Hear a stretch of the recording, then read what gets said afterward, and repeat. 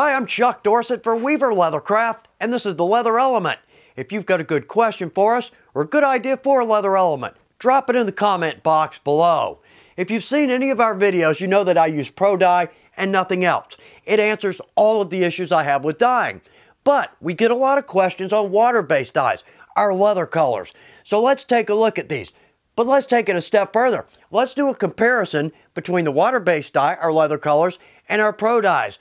Let's see what happens. And in fact, I think I'm going to be surprised. Without making this overly complicated, we're just going to do this in a couple of simple steps. So first off, I'm going to dip dye all 8 Leathercolors. Secondly, I'm going to dip dye just a couple of Pros so we have a good comparison. With a couple of swatches left over, I'm going to add the Leathercolors with a dauber. Let's just see how everything looks. Now, right here I've got an 8 to 9 ounce Weaver Select. It's going to give us a good color read. And with each dye, I'm going to write on the back whether we dip or dauber, what color, and whether it's water-based or Pro.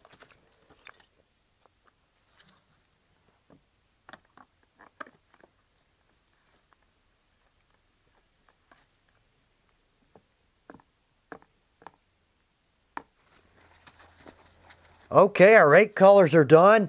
Really happy with the outcome. Those are beautiful colors. Okay, going to dip dye, same way.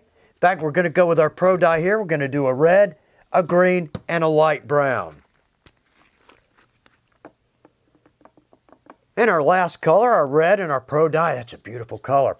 Okay, I'm going to clean up my dye bin. Let's add some of our Leathercolors to our swatches with a couple of daubers. Let's see how that does. Let's start with our tan, because this is looking like it's going to be a really pretty color. Now with our daubers, I'm going to go a little bit heavier.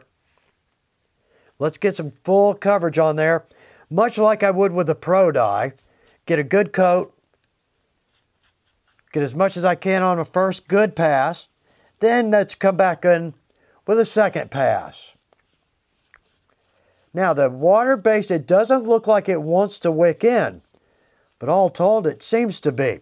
All right, so let's do the red and then the dark brown. We'll see how this looks. Let's go kind of heavy on that, see how that's going to look. All right, I'm going to set this aside. Probably give everything here maybe 4 hours to dry. Let's see what it looks like. Now, it's going to be flat. We're going to add a top coat here very shortly, but we'll get a good feel for the colors already.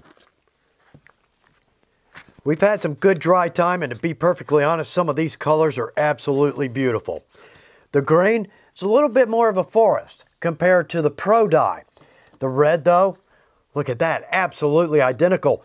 But look at the consistency on the two. That's part of what I'm looking for. Now, stiff. The water-based, very stiff. I assume these will soften up. Oil dye, it's a little bit stiff, but not so bad. Now, the 3 that we've done with the dauber, I could be happier. They're streaky, not very consistent. So all told, dip dyeing, easy way to go. Right there, that is our tan. That's a beautiful color. So let's do this. I'm going to add some leather balm. We're going to put a top coat on all of these. We'll look at these on a gray background so we can get a good feel for the color. Our last step, we're going to cut some of these open. Let's see if that dye's wicked in as well as I hope it has. So we've got our 3 stacks. This is our Leathercolors, our water-based dyes. That's our Pro, and then the swatches we used our dauber on. We're going to go with the leather balm. Now this is going to darken the color a little bit to start with, but it's going to lighten back up. But I love the look. To me, this enriches the dye color. So to apply this, what we're going to do for the test here is I'm going to use a different rag to apply for each so I don't transfer color over. Then I've got some dry rags here that I'll buff with.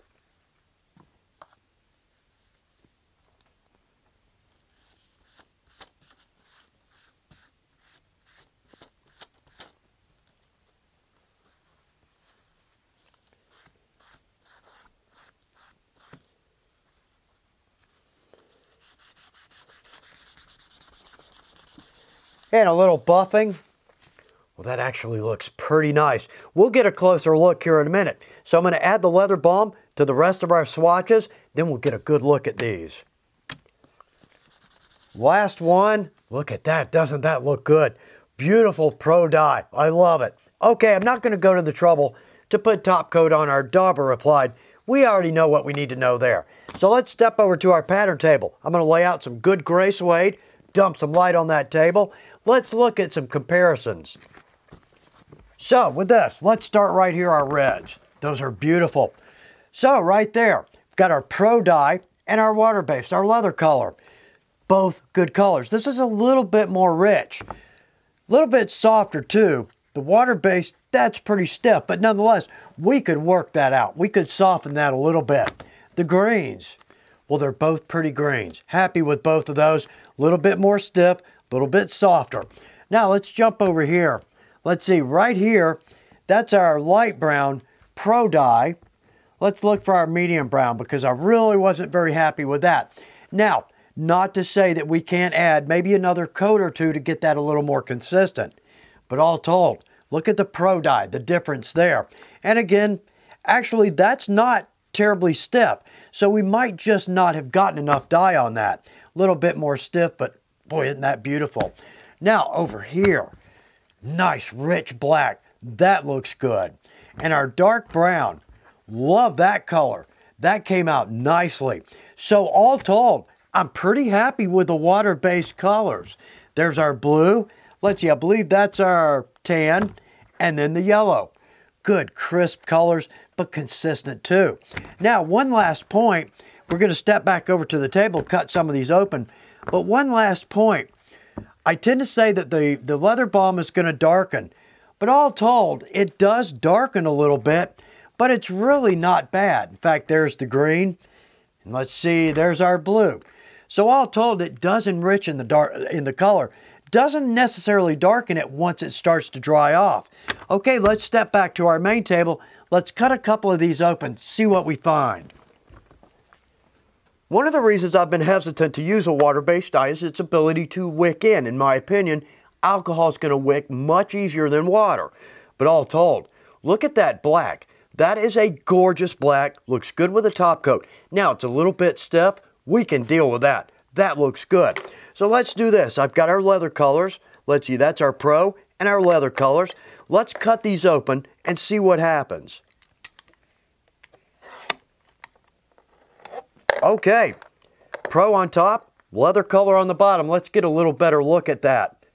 Our Pro has wicked in a little bit deeper, particularly on our flesh side, but all told, they both look good. I'm going to have to change my thinking on the Leathercolors. And that's exactly right. I think I'm going to have to reassess how I think about the water-based dyes. They look pretty good. Other than stiff, I see no other issues. I hope this is good information for you. Thanks for taking time to watch The Leather Element.